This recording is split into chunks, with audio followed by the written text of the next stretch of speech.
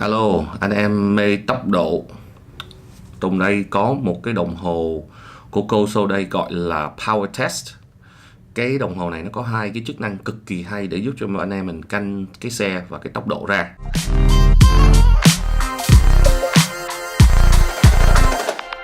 Cái đầu tiên á, là nó báo cho mình biết cái thời gian đi từ một tốc độ qua một tốc độ khác. Ví dụ như là mình muốn biết từ đề 3 cho đến 50 cây số trên giờ là mất bao nhiêu giây, cái thằng này nó giải quyết được. Hoặc là mình muốn biết là từ 40 cho đến 60 để cho mình lên ga mình qua mặt một cái xe nào đó nó sẽ mất bao nhiêu giây, cái này nó giúp được. Cái thứ hai nữa đó là để giúp cho anh em mình canh những cái xe drag, là nó cho mình biết cái thời gian bao nhiêu giây từ đứng bánh cho đến khi mình chạy hết 200m hoặc là 1 cây hoặc là 1 cây 2 hồi xưa, thì nó sẽ cho mình biết là bao nhiêu giây. Bây giờ chúng tôi coi có những gì đang nằm ở trong cái hộp của Coso Power Test Meter. Rồi mình có một cái đồng hồ, một cái cảm biến tốc độ hít 500 trên bánh xe, bản hướng dẫn, cái bát cho cái cảm biến tốc độ và những cái cục hít, rồi một dây điện và cái miếng dán để dán lên xe. Đi ra là có 2 dây điện, 1 dây là có 2 giây, 1 giây là 3 giây. Cái 3 giây là cắm cảm biến. Cái cảm biến này sẽ đọc những cái cục hít đã gắn trên ốc đĩa thắng trên bánh xe, và nó sẽ đọc khi mà nó quay vòng vòng. Dây điện, một cái dây màu trắng, một màu đỏ. Cái dây đó sẽ cắm, 2 dây sẽ cắm vô cái đồng hồ như sau. Rồi, nghe cái kịch đó là biết rồi. Dây màu đỏ là gắn vô lửa chìa khóa, nó còn cho mình cái trục để chốt vô cái dây điện. Cái dây màu trắng là mát. Khá là đơn giản. May là mình cũng có một cái đồng hồ mà mình đã xài rồi, thì bây giờ mình giới thiệu cho mấy bạn cái đồng hồ và mình cắm vô cái bình để lên cái đèn nó như thế nào đây. Vô lửa, vô mát. Hey, màu xanh đẹp. Khi mà mình muốn vô cài đặt, bấm cái nút ở trên và cái nút ở dưới cùng một lúc, hơn 3 giây. Rồi vào setting, set. Cái đầu tiên là cho phép mình điều chỉnh cây số trên giờ hoặc là mile trên giờ. Rồi mình giữ cây số trên giờ.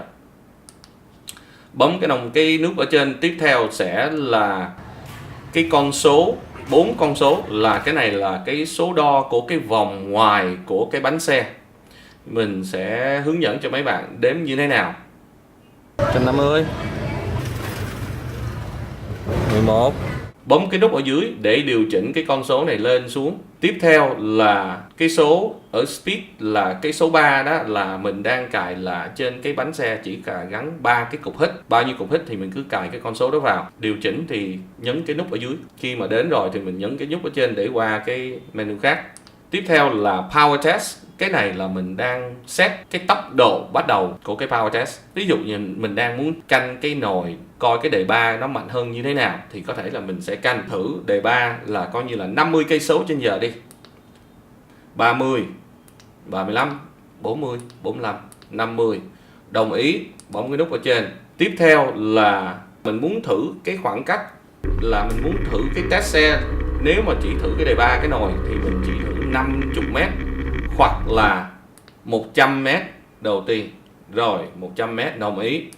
Tiếp theo nữa là xóa cái bộ nhớ, all reset, xóa cái bộ nhớ của thử tốc độ. Nếu đồng ý thì giữ ở dưới là tất cả mấy cái bộ nhớ. Ở trong cái đồng hồ này nó có 20 cái slot để cho mình lưu trữ tất cả mấy cái kết quả thử tốc độ. Nếu mà mình đang xài hết thì lúc đó mình phải xóa bớt từng cái hoặc là xóa toàn bộ. Thử xe thì mình bấm vô cái nút ở trên một lần là nó cho phép mình thử cái tốc độ. Bây giờ mình đang canh là 0 cho đến 50. Khi mà mình muốn thử, nhớ là bánh phải đứng, nó không có cho mình bấm thử xe khi mà cái bánh còn lăn bánh. Sau đó mình bấm cái nút ở dưới, cái màn hình nó sẽ quay lại số 0 và cái đèn Power Test sẽ chốt. Lúc đó coi như là mình sẵn sàng mình test. Khi mình test xong, cái đồng hồ sẽ nhảy, kết quả của mình sẽ cho mình thấy.